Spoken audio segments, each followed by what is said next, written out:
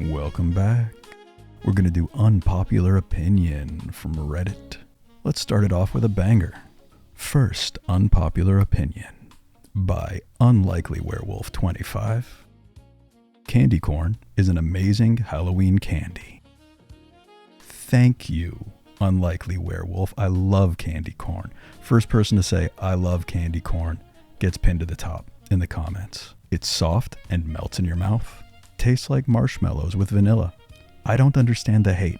I've always liked it. The only thing I could somewhat understand is that it has a somewhat waxy texture.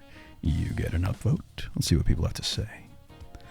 Ricky Spanish says, I also love candy corn. Thank you. Jazzy Coyote says, me, you, and OP can share all the candy corn people don't want. Include me. Solo Fatty, good name, says, it has to be Brock's. Their candy corn is a top tier candy. Every other candy corn is trash. It's why people hate it. They're used to getting shitty, cheap, store brand, wax flavored ass candy instead of the good stuff. I can't upvote that because I don't necessarily agree, but I do like Brock's. Invisible by Day says, congratulations, this is what I call an unpopular opinion, at least to me. Take my cheerfully disguised upvote. Geek Girl says, do the candy pumpkins fall under this category? I love them. I really enjoy the Brock's Autumn mix that has both in the bag. I love that shit. I know exactly what you're talking about. The Mallow mix is the best. So good. I want those now. Damn it. This name doesn't count says candy corn was invented by the CIA to catch the aliens because no human actually enjoys that shit. You, sir or madam, can enjoy my downvote. I'm going to go eat some candy corn. Let's move on. This one's submitted by Are You Actually Serious, though? Choosing to wear a sarcastic Halloween costume is worse than declining to participate. Okay. To be clear, I'm not referring to a low-effort costume you made yourself at home because you were short on time or money. I actually love when people do that because you end up seeing a lot of creative ideas. What I'm talking about is wearing something like a t-shirt that says, this is my Halloween costume. Writing what you're supposed to be on a piece of paper and lazily sticking it to yourself like, I'm a dog. Or someone asking if you are wearing a costume, and instead of just politely saying no, you sarcastically respond with something like, I'm going as myself this year. Or, I'm a serial killer because they can look like anyone. Or something equally cringeworthy. Wow, this person has a lot to say about this. Buckle up. And this never fails to happen at school or work Halloween gatherings in my life experience. Someone always does it, and they're usually one of the least likable people. That's funny. The person always acts smug and thinks they're funny too, while everyone else quietly judges them for just being a cynical buzzkill. Doing this would be similar to accepting a free ticket to a football game, showing up wearing a sarcastic shirt that says, Yay Sports Ball, and then proceeding to complain to every fan around you at the game about how much you think football sucks. You think you're being clever, while everyone else thinks you're a self-centered jerk. I promise you, doing this isn't funny or fresh. You will be liked less by other people for it, and they will remember you for being a stick in the mud on purpose. It takes the same amount of energy to put on a simple costume in good faith as it does to dress sarcastically. You are better off declining to participate in Halloween completely if you hate dressing up. Some people just don't get into it, and that's totally okay. But making a special effort to try and bash other people's fun is what jerks do. If that's who you are, then good luck. But just wanted to give some food for thought today. Happy Halloween. This person is so serious about this. Oh my gosh. I'm not upvoting or downvoting yet. I just want to see what people have to say. Unable Language says, I hung a potato from my belt in front of my crotch and told everyone I was a dictator. I stand by it. As do I. That gets an upvote. Dictator. I appreciate you. Rexus Mundi says, while in university I wore a white shirt with life written on it and carried around a bag of lemons. People loved that, especially when they needed a chaser for a shot. Alright. That's clever. While I agree with you, you kinda invalidate it as an unpopular opinion at the end with, I promise you, doing this isn't funny or fresh. You will be liked less by other people for it, and they will remember you for being a stick in the mud on purpose. If that's your take, why post it here? Okay, things are getting heated. It's time for us to bail. Submitted by Johns McGregory George. Strong name. Medium rare burgers are stupid. Okay, this one's provocative. This one, and I'm going to tell you why. I have learned to agree with this. I used to like medium rare burgers. I now only do them well, and I'll tell you why in a second. I want to see if this person has the same rationale as I do.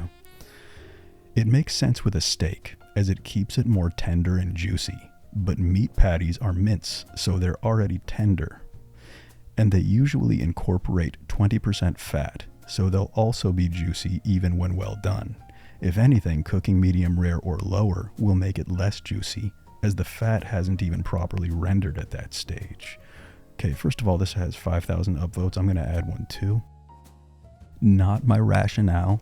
I do agree with the fat content, making it juicy whether it's well done or not, but that's not my reasoning. I want to see if anyone else has my reasoning. Let's read some comments. Jet Jorahai says, this is why I prefer smash burgers.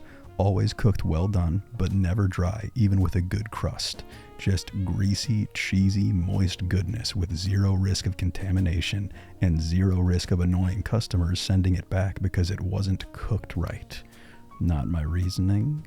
Someone responded to that just saying the crispy edges of a well-cooked smash are the chef's kiss. This person says, that's strange because I personally never understood the whole medium to rare thing. I only knew well done until I made medium burgers. They were the best burgers I've ever had. Other factors helped too, not just doneness. From there, I decided to discover medium rare steaks. Okay, nobody is suggesting my reasoning. It's the bacteria thing. Has no one heard about this? The steak, you can do medium rare because the outside of a steak can breed bacteria. So you sear the shit out of that, but then you can keep the inside a little bit rare. So it's tender, you season the outside the way you want it, and it's just a nice cut of steak. Literally the next comment, Hawking says, the surface of a steak has bacteria, but the inside usually does not. If you cook the outside properly, it is okay if the inside is not cooked that well. With hamburger meat, any part of it could have bacteria, so the entire thing should be cooked properly. You get an upvote. And they went the extra mile and said the other half that I didn't even say. The hamburger meat is minced. The first commenter brought that up when they brought up the 20% fat content, except the fact that it's minced means at one point any part of that meat could have had the bacteria. It could have been exposed to the bacteria. So I cook those fuckers all the way through now. All right, let's move on. This was submitted by Gradle Demon Slayer. Gradle Demon Slayer? I don't know. Extra hardworking employees, co-workers ruin it for everyone just trying to get their work done and go home. This is such a good one. Oh my gosh. Let's read it. What the title says, these people make meetings run longer, make everyone else work harder with no extra compensation, and are just a pain for all of us who have a life outside of work. Oh, thank God it has 15,000 upvotes. I'm going to add one. I didn't want to say anything, but if all these people are agreeing it, yeah, I'll jump on the dog pile.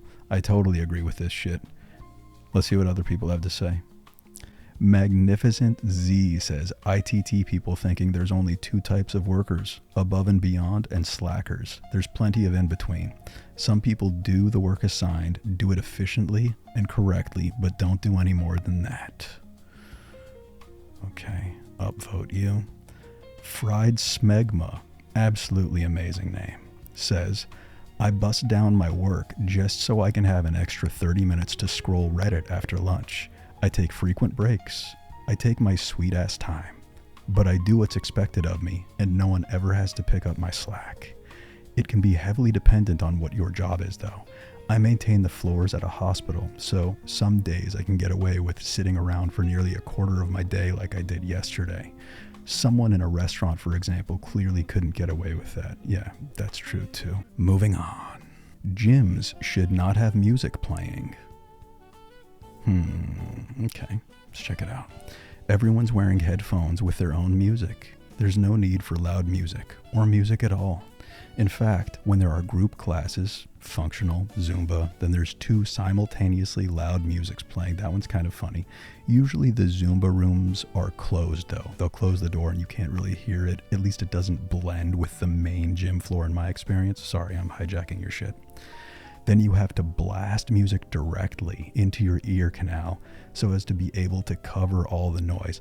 I'm not strong for or against this one. I'll just kind of let this simmer. It has 1.3 thousand upvotes. First comment by Norf937. I get where you're coming from, but silence in a gym just feels off in my opinion. I agree with this. I've been to one without music, just weights clanking and people grunting. Felt like a library for meatheads. I'm gonna upvote. I agree with that. If I walk into a gym and there isn't some sort of high energy music, it does feel off. I want to feel like amped a little bit. Even if I take my headphones out, I want there to be music. Muscly arm paperboy. Okay, this person has to come with some heat. My earbuds have died on me a couple of times and I've been glad for the music. Otherwise, it's just grunting and clanking. Same thing, grunting and clanking. Upvote. Cliteria, another strong name. Pre-workout shits in complete silence? No thanks. Let's move on. We're ending on a strong one by Builder Different. Jeans are so ugly. What do you mean jeans are everyday wear?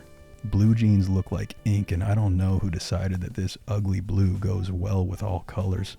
Black jeans look ugly and the uneven patches, lighter colors at the edges, etc. are so ugly. I'm downvoting it. And I don't wear jeans that much, but I'll tell you, look, if a girl has a nice figure, I love jeans. I've been complimented on jeans, for example. When I wear jeans, I have no issue with jeans. I just don't wear them that much because they're kind of constricting. I like more free-flowing stuff, like silk pants, for example. I want to see what people have to say. Names83 says, there was this period of time in the early 2000s that women were wearing jeans and high heels. Damn, that shit was sexy. You get an upvote. Browning Low Power says, geez, it was, and still is, but it used to be too. Upvote. Paulette wears jeans sometimes, and she's what we call stupid hot. You're welcome. Love you. We have to give away candles because October is over. I don't know how to do it though. I haven't devised a way to randomly choose. So I may do a dice roll. I may do a random generator. I don't know. If you guys have any ideas, let me know in the comments. How should I pick one of you guys to receive the candle? I may even give away 2 this time. Let's think of it. Leave a comment. Also respond to any of these comments or just, if you want to say hi, say hi. All right. That's it. Talk in the comments. Love you.